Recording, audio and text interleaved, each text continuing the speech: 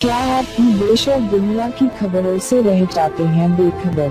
तो सब्सक्राइब कर लीजिए हमारे HT न्यूज चैनल को और बेल आइकॉन को दबाना मत भूलिएगा।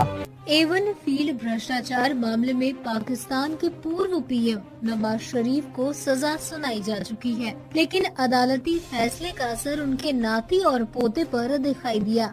लंदन में अपने घर के बाहर विरोध को वो बर्दाश्त न कर सके और प्रदर्शनकारियों को जमकर पीटा।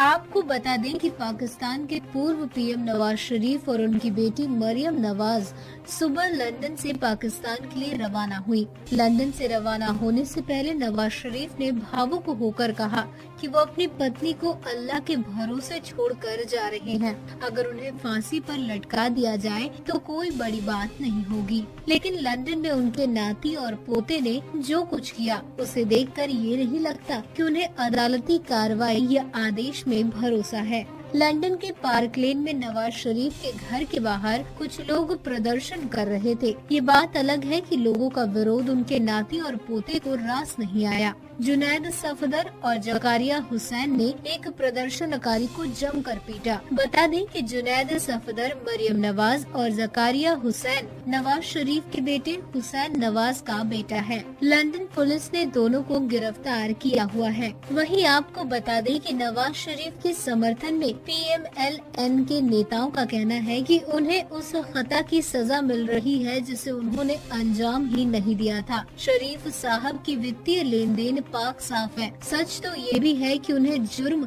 रोकने की सजा दी गई है। वो पाकिस्तान के रसूखदारों के खिलाफ फौज के बेजा हस्तक्षेप के खिलाफ लड़ाई लड़ रहे थे। इसके साथ ही लंदन से रवाना होने के बाद प्लेन में नवाज शरीफ ने कहा कि वो आम पाकिस्तानी नागरिकों की लड़ाई लड़ रहे हैं। इस लड़ाई में आम लोगों का साथ चाहिए। अगर ऐसा नहीं हुआ तो वो पाकिस्तान के लिए बहुत ही बुरा होगा।